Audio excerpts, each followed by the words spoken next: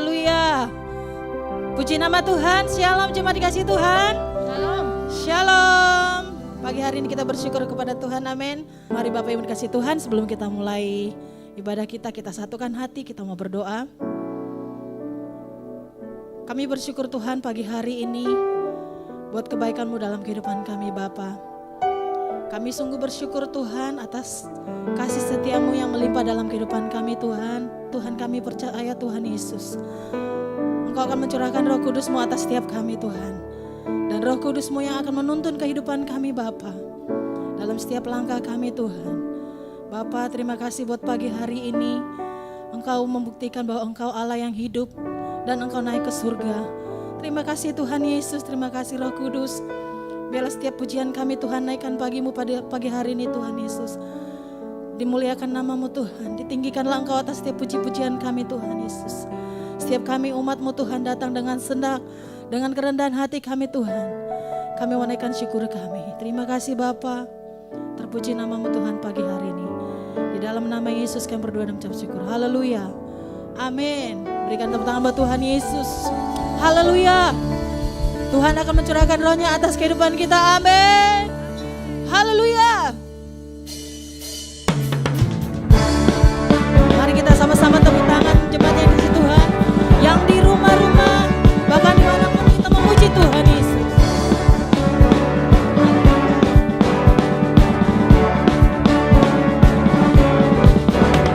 Tuhan curahkan roh-Mu atas manusia di bumi. Biar anak-anak-Mu menyampaikan nubuatan, mimpi dan penglihatan, nyatakan isi hati-Mu. Biar iman kami bangkit, surga nyatakan kedahsyatan hari-Mu. Kan ada kebangkitan yang besar, kan ada pemulihan di negeri kami. Kan ada kebangkitan yang besar, yang berseru kepada Yesus diselamatkan. Haleluya. Tuhan curahkan roh-Mu atas manusia di bumi. Biar anak-anak-Mu menyampaikan nubuatan, mimpi dan penglihatan, nyatakan isi hati-Mu. Biar iman kami bangkit, surga nyatakan kedahsyatan hari-Mu. Kan ada kebangkitan yang besar, kan ada pemulihan di negeri kami. Kan ada kebangkitan yang besar, yang berseru kepada Yesus diselamatkan.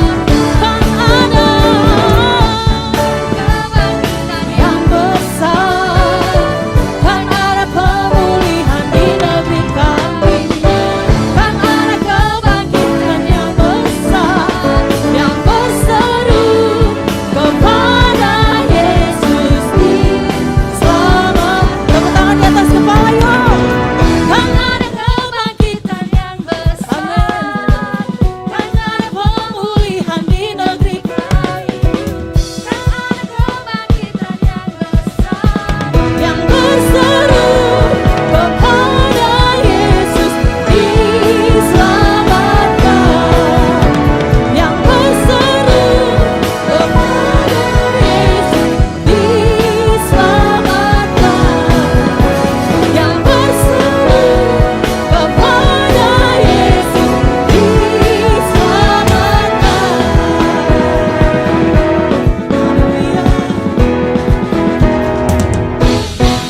Haleluya. Berikan tepuk tangan buat Tuhan Yesus, karena Tuhan Yesus mencurahkan rohnya atas kita. Amin. Haleluya. Terima kasih Tuhan Yesus. Terima kasih buat kebaikan-Mu Tuhan. Terima Terima kasih buat roh-Mu yang manis. Terima kasih Tuhan. Haleluya Yesus. Ya Roh Kudus, ku haus padamu.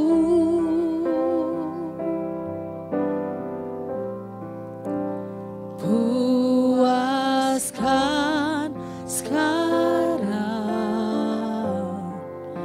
kerinduanku.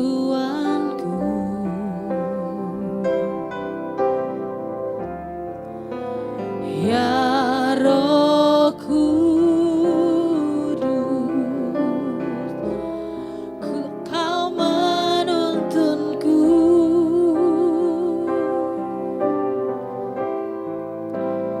Pimpin langkahku, ku taat selalu. Nyatakan kemuliaan-Mu Tuhan. Nyatakan kemuliaan-Mu di tempat ini ya Tuhan. Allahku, beriku belas kasihan-Mu.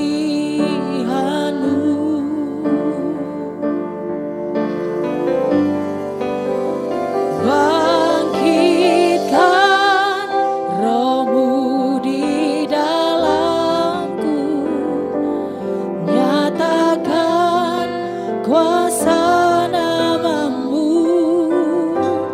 Yesuslah Tuhan, Yesuslah Tuhan, Yesuslah Tuhan bagi semua bangsa.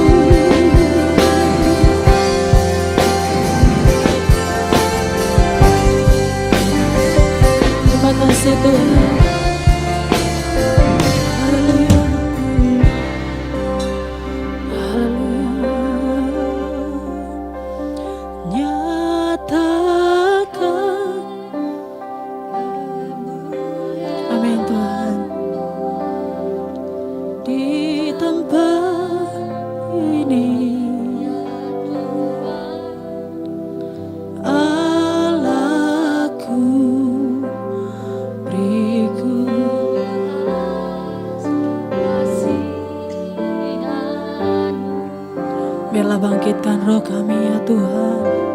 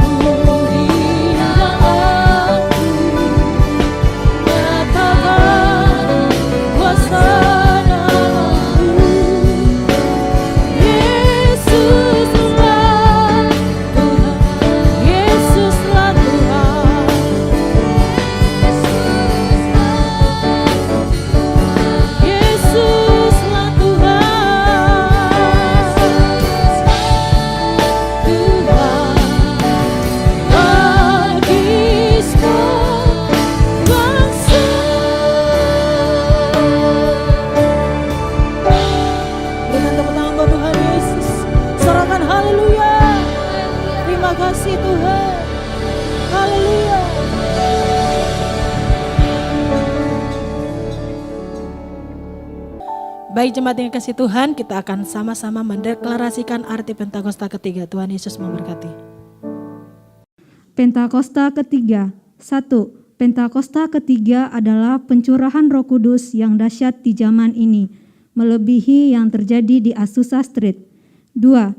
Pentakosta ketiga akan mengakibatkan penuaian jiwa yang terbesar dan yang terakhir sebelum Tuhan Yesus datang kembali. 3.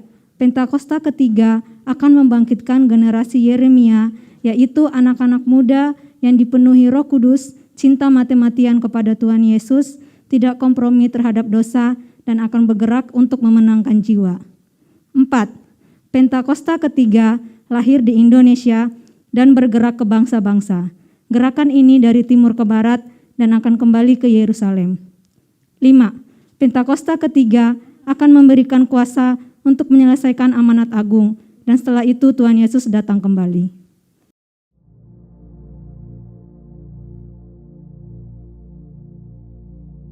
Shalom semuanya. Pada tanggal 17 Agustus 2026 ini, kita merayakan ulang tahun kemerdekaan Republik Indonesia yang ke-81. Tuhanlah yang memberikan kemerdekaan bagi Indonesia dari segala bentuk penjajahan. Dirgahayu Republik Indonesia. Seperti yang saya katakan sejak tahun 2025, bahwa keadaan dunia sedang tidak baik. Kita berada dalam tahun yang sukar, sulit, peperangan, bencana alam, ketidakpastian, krisis ekonomi yang semakin intens. Ini juga berdampak terhadap Indonesia. Kita harus banyak berdoa untuk Indonesia.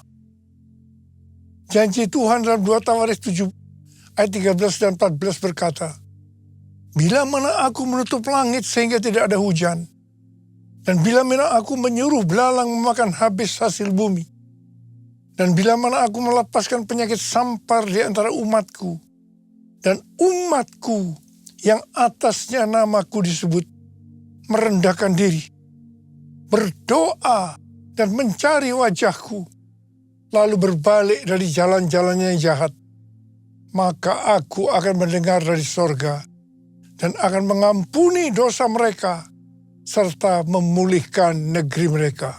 Haleluya. Sesuai dengan apa yang dikatakan dalam Yeremia 29 ayat 7. Maka kita harus mengusahakan kesejahteraan kota, negara di mana kita tinggal. Dan berdoa untuk kota, negara itu kepada Tuhan. Sebab kesejahteraannya adalah kesejahteraan bagi kita semua. Damailah Indonesiaku, damailah Indonesiaku, lawatan Allah terjadi. Damailah Indonesiaku, damailah Indonesiaku.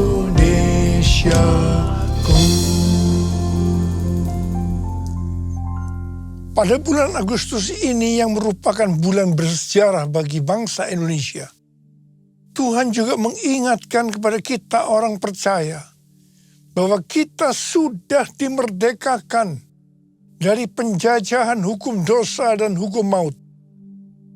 2 Korintus 3 ayat 17 berkata, sebab Tuhan adalah roh, dan di mana ada roh Tuhan, di situ ada kemerdekaan. Kita sebagai orang percaya adalah orang merdeka, karena roh Tuhan ada di dalam kita. Haleluya.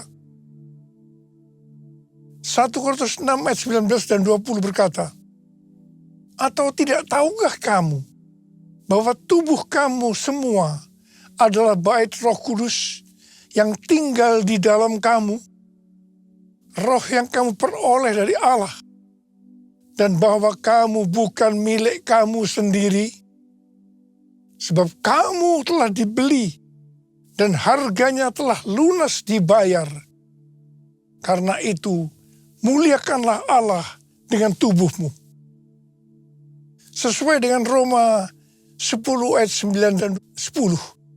Pada saat kita mengaku dengan mulut bahwa Yesus Kristus adalah Tuhan, dan percaya dengan hati kita bahwa Allah telah membangkitkan Dia dari antara orang mati, maka kita akan diselamatkan.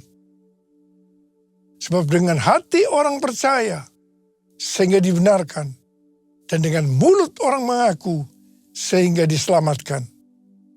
Sebagai orang percaya dan sudah diselamatkan, maka kita adalah bait Roh Kudus yang tinggal di dalam kita. Roh yang diperoleh dari Allah. Tubuh ini bukan milik kita sendiri, tetapi milik Tuhan Yesus. Mengapa? Sebab kita sudah dibeli dari tangan iblis dengan darah Tuhan Yesus, dan harganya sudah lunas dibayar. Ya, sebelum kita percaya kepada Tuhan Yesus, kita di bawah kekuasaan iblis. Setelah menjadi orang percaya, kita adalah milik Tuhan Yesus. Karena itu kita harus memuliakan Allah dengan tubuh kita. Roma 12 ayat 1 berkata, oleh kemurahan Allah, aku menasihatkan kamu, supaya kamu mempersembahkan tubuhmu sebagai persembahan yang hidup, yang kudus, dan yang berkenan kepada Allah. Itulah ibadahmu yang sejati. Janganlah kamu menjadi serupa dengan dunia ini, tetapi berubahlah oleh pembaruan budimu, sehingga kamu dapat membedakan mana kehendak Allah, apa yang baik, yang berkenan kepadanya, dan yang sempurna. Segala yang kita miliki adalah milik Tuhan Yesus. Karena itu kita harus memuliakan Allah dengan apa yang kita miliki. Amsal 3 ayat 9 dan 10 berkata, muliakanlah Tuhan dengan hartamu dan dengan hasil pertama dari segala penghasilanmu. Maka lumbung-lumbungmu akan diisi penuh, sampai melimpah-limpah, dan bejana pemerahanmu akan meluap dengan air buah anggurnya. Ini adalah persembahan suluk. Bapa, ku persembahkan tubuhku sebagai persembahan yang hidup, kudus, dan yang berkenan padamu, sebagai ibadah yang sejati.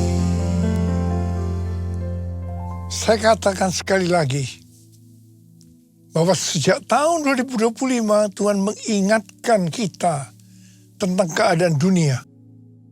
Saya terus-menerus mengingatkan hal ini.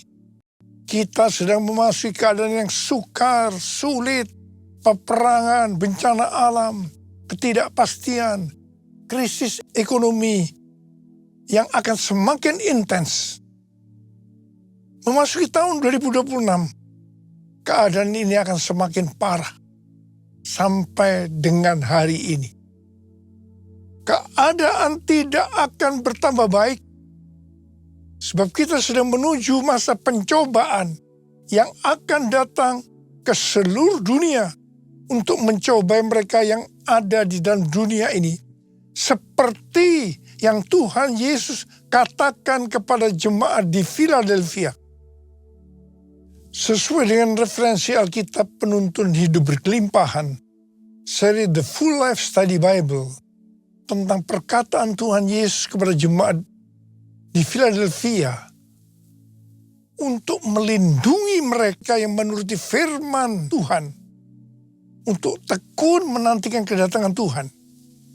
Dikatakan bahwa kita yang menantikan kedatangan Tuhan, yang menjadi pemenang sebelum hari pencobaan itu tiba, kita akan dilindungi melalui pengangkatan. Haleluya! Karena itu kita harus menjadi pemenang.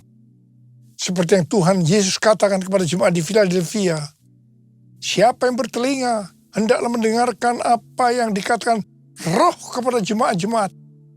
Barang siapa menang, artinya taat melakukan apa yang dikatakan oleh Roh kepada jemaat-jemaat, maka ia akan masuk surga. Dengan keadaan dunia seperti sekarang ini, banyak di antara kita, terutama anak-anak muda yang mengalami depresi, frustasi. Ada beberapa di antara mereka yang punya keinginan untuk bunuh diri. Tuhan berpesan kepada kita melalui Filipi 4 ayat 6 yang berkata, janganlah khawatir tentang apapun juga. Janganlah khawatir tentang apapun juga. Tetapi nyatakanlah dalam segala hal keinginanmu kepada Allah dalam doa dan permohonan dengan ucapan syukur. Banyak di antara kita pasti melakukan doa dan permohonan, tetapi banyak tidak disertai dengan ucapan syukur. 1 Tesalonika 5 ayat 18 berkata, ucapkanlah syukur dalam segala hal, sebab itulah yang dikehendaki Allah di dalam Kristus Yesus bagi kamu. Kalau keadaannya baik, untuk mengucap syukur itu gampang. Tetapi kalau keadaan tidak baik, apalagi di dalam tekanan yang berat, untuk mengucap syukur tidak gampang. Tetapi kalau kita mau melihat mujizat Tuhan terjadi dalam kehidupan kita, maka kita harus melakukan yang dikehendaki oleh Tuhan Yesus Kristus bagi kita, yaitu harus mengucap syukur dalam segala hal, enak maupun tidak enak. Waktu Tuhan memanggil saya menjadi hamba Tuhan, berkali-kali saya menolak. Tapi Tuhan tidak tinggal diam. Rencana Tuhan harus terjadi dalam kehidupan saya. supaya saya mau menjadi hamba Tuhan. Tuhan memaksa saya sampai akhirnya saya menyerah. Cara Tuhan, saya dibuat bangkrut dari pekerjaan saya. Apa saja yang saya usahakan hancur. Jadi saya tidak punya pilihan lain. Hanya taat kepada panggilannya. Tuhan hanya berkata kepada saya, ikut aku.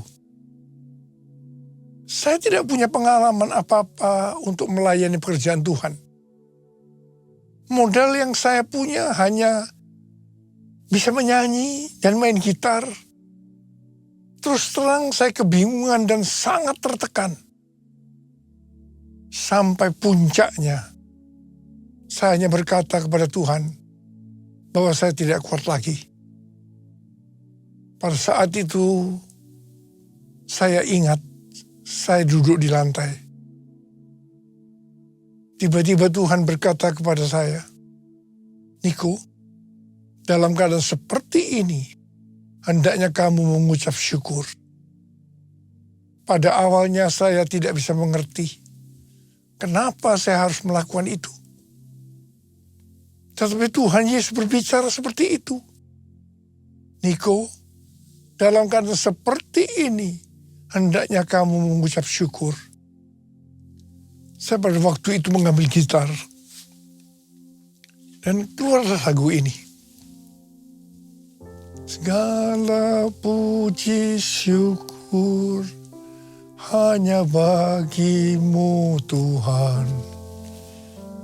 Disertai dengan tangisan. Saya menyanyikan lagu ini. Sebab kau yang layak dipuja. Kami mau bersorak, tinggikan namamu. Haleluya. Saudara, asal mulanya lagu ini tuh seperti ini temponya. Sekarang kita menyanyikan dengan sukacita.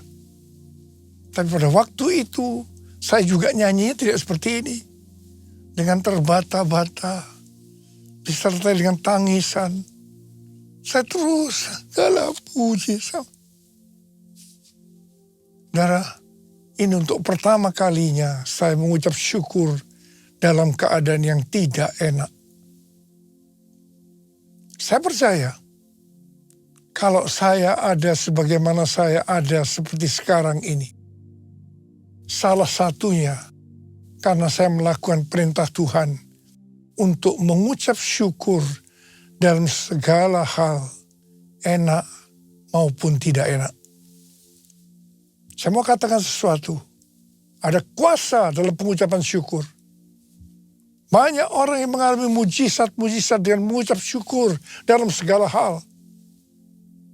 Ada yang mengalami seperti yang terdapat dalam 1 Korintus 2 ayat 9. Apa yang tidak pernah dilihat oleh mata, dan tidak pernah didengar oleh telinga, dan tidak pernah timbul dalam hati manusia, yang disediakan Allah bagi mereka yang mengasihi Dia.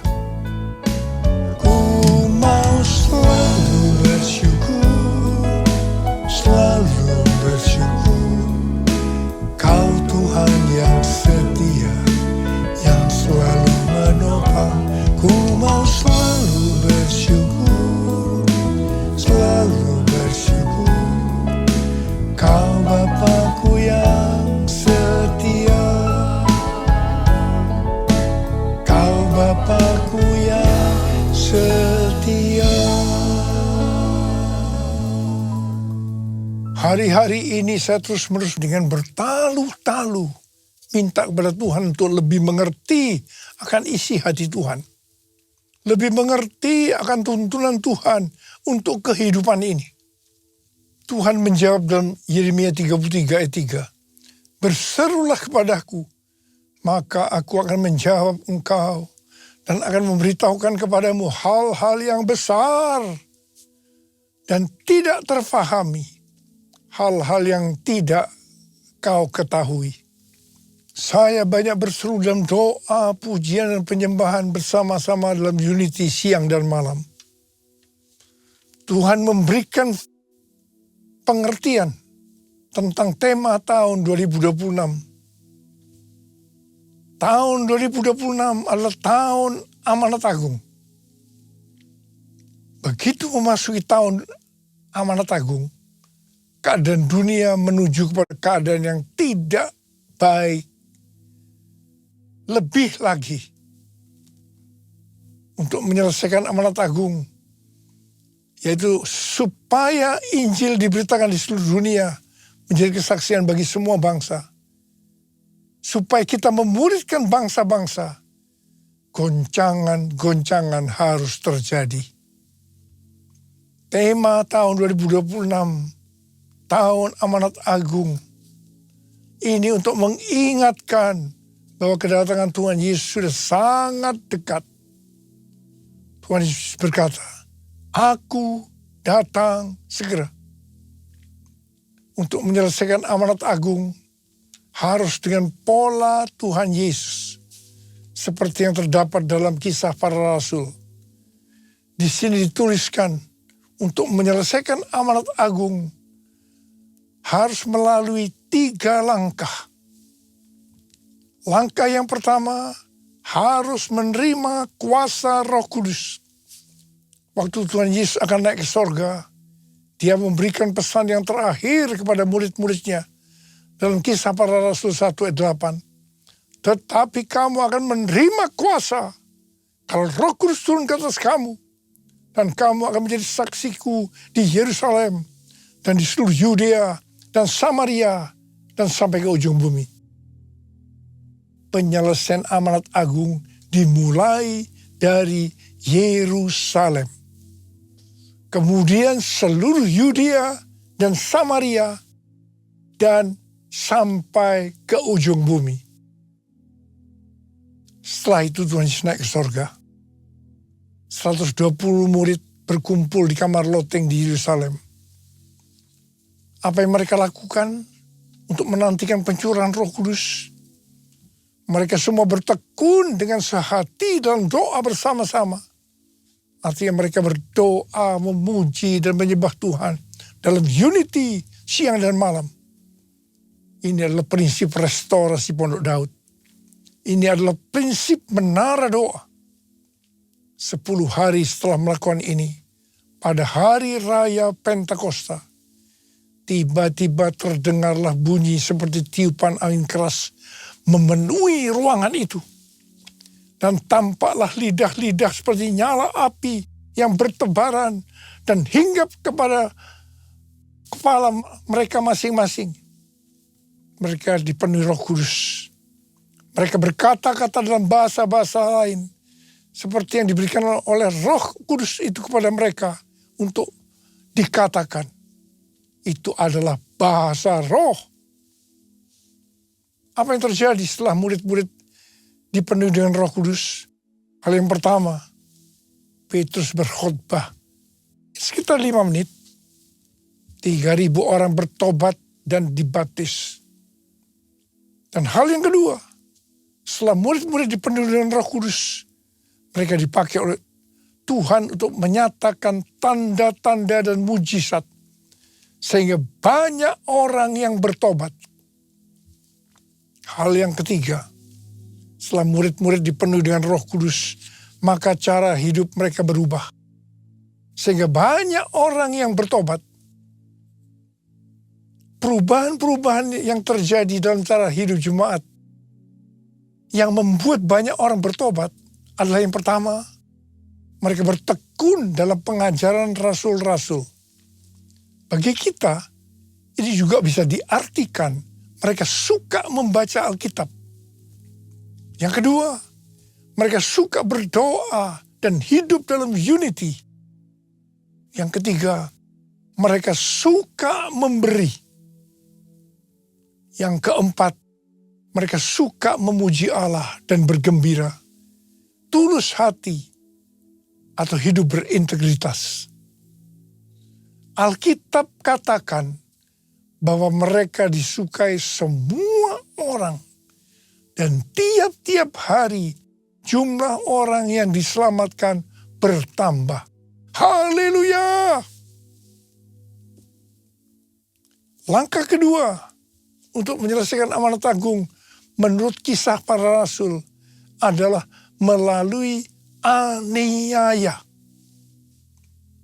Setelah Stefanus dibunuh, terjadi aniaya bagi pengikut Kristus. Kecuali para rasul, mereka lari ke Yudea dan Samaria sambil memberitakan Injil. Jadi awalnya amanat agung hanya terjadi di Yerusalem. Untuk sampai ke Yudea dan Samaria, mereka harus mengalami aniaya. Mereka tadinya ada di zona nyaman di Yerusalem. Siapa yang tidak mau menjadi orang Kristen dengan keadaan yang seperti itu?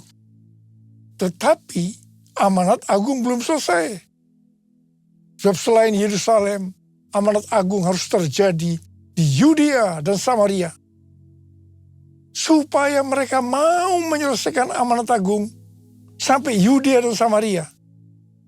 Tuhan izinkan aniaya terjadi. Metode ini tetap terjadi sampai hari ini. Aniaya terhadap gereja masih diizinkan supaya amanat agung selesai. Langkah yang ketiga, supaya amanat agung selesai menurut Kisah Para Rasul, yaitu terjadi perubahan paradigma dalam pelayanan. Tadi dikatakan bahwa amanat agung dimulai dari Yerusalem, ke Yudea dan Samaria, dan sampai ke ujung bumi. Jadi pada waktu itu pengertian keselamatan hanya untuk orang Yahudi saja. Karena itu amanat agung hanya di Yerusalem, Yudea, dan Samaria saja. Untuk supaya sampai ke ujung bumi. Artinya supaya bangsa-bangsa lain juga mendapatkan keselamatan. Maka Tuhan memberikan keselamatan untuk orang yang bukan Yahudi. Yaitu Kornelius. Pada awalnya mereka tidak bisa menerima akan hal ini. Tetapi dengan berjalannya waktu, akhirnya mereka bisa mengerti bahwa keselamatan bukan hanya untuk orang-orang Yahudi saja. Tapi untuk semua bangsa, termasuk bangsa Indonesia. Haleluya! Hari-hari ini kita banyak melihat perubahan paradigma dalam pelayanan untuk menyelesaikan amanat agung. Termasuk membuka gereja baru, di mana tempat yang dipakai bukan hanya di gedung gereja saja. Cara ibadah dengan doa, pujian, penyembahan, termasuk bahasa roh, untuk memuji dan menyembah Tuhan. Juga Tuhan memberikan pengertian tentang Pentakosta ketiga. Tuhan memberikan visi kepada gerejanya di seluruh dunia, bahwa target untuk menyelesaikan amanat agung tahun 2033. Juga penggunaan media online secara meluas. Semua ini untuk menyelesaikan amanat agung. Setelah itu, sesuai dengan Matius 24 ayat 14 yang berkata, dan Injil kerajaan ini akan diberitakan di seluruh dunia menjadi kesaksian bagi semua bangsa. Sesudah itu barulah tiba kesudahannya. Tuhan Yesus datang kembali. Maranatha, Tuhan Yesus datanglah segera. Mari angkat tangan kita. Syukur ku naikkan padamu, sembah ku hanya bagimu, bagi anak domba yang datang jadi raja. Bagi anak domba yang datang jadi raja. Mari, Pastor, beralaba syaralaba laba laba laba laba laba. sembah Dia.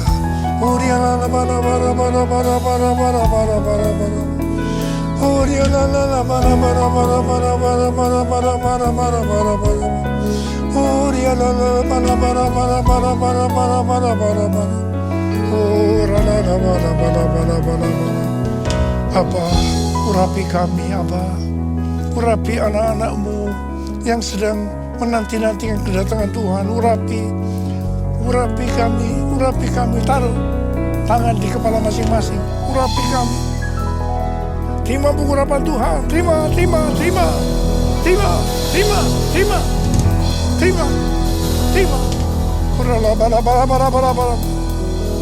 Bagi anak domba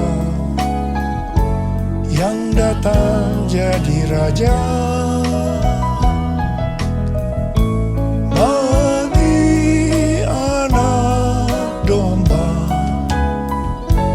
yang datang jadi raja.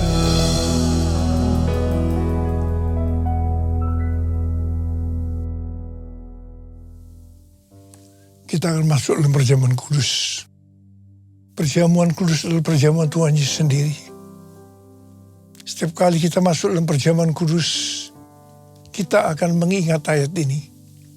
Sebab setiap kali kamu makan roti ini dan minum cawan ini, kamu memberitakan kematian Tuhan sampai Ia datang.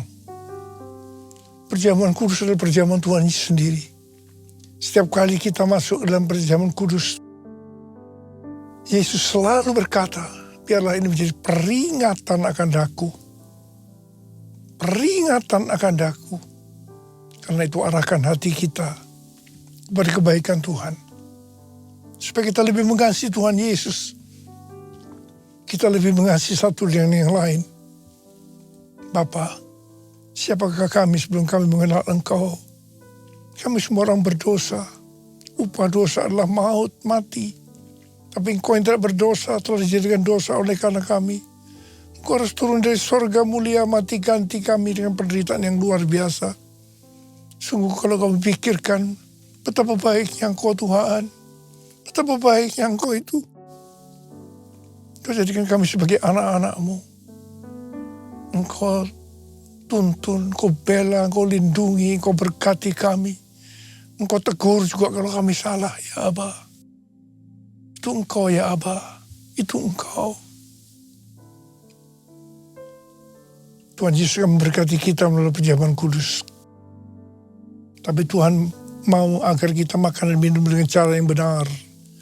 Karena itu masing-masing berdoa, introspeksi.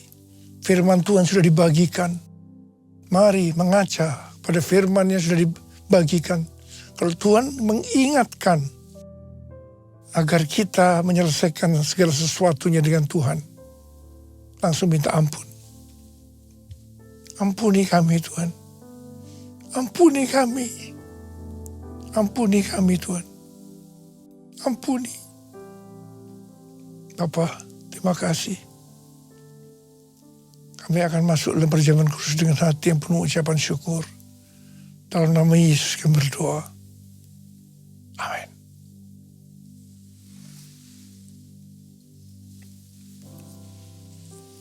Mari, angkat roti di tangan kanan kita tinggi-tinggi.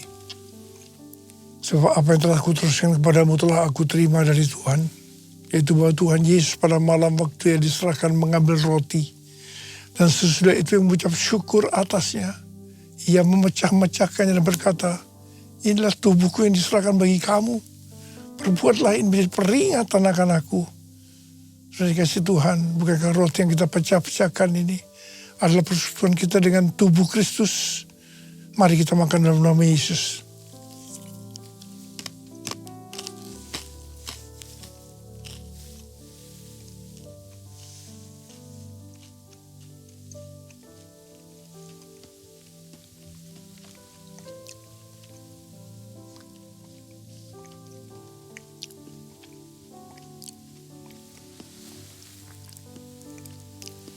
Angkat cawan di tangan kanan kita tinggi-tinggi.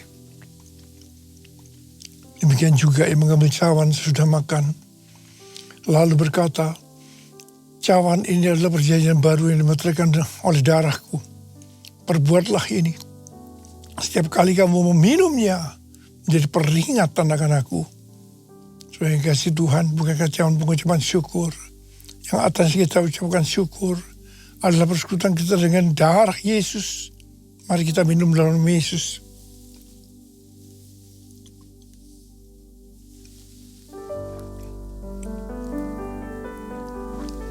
Ucapkan syukur dan terima kasih dengan suara. Tuhan, kami bersyukur Tuhan. Kami bersyukur dan terima kasih ya Tuhan. Kami bersyukur dan terima kasih ya Tuhan. Oh, angkat tangan saudara. Saat ini kau sedang menyembuhkan yang sakit ya Tuhan. Kau sedang membebaskan yang terikat. Kau menghibur yang susah. Kau menguatkan yang lemah. Kau memberikan pengharapan yang baru bagi yang datang dengan putus pengharapan. Tuhan terima kasih. Tuhan terima kasih. Tuhan terima kasih. Tuhan makasih Yesusku. Terima kasih Yesusku. Puji syukur hanya bagi Tuhanku. Terima kasih Yesusku. Terima kasih Yesusku. Puji syukur hanya bagi Tuhanku. Terima kasih Yesusku. Terima kasih Yesusku. Puji syukur hanya bagi Tuhanku. Terima kasih Yesusku. Terima kasih Yesusku. Puji syukur hanya bagi Tuhanku. Puji syukur hanya bagi Tuhanku. Puji syukur hanya bagi Tuhanku.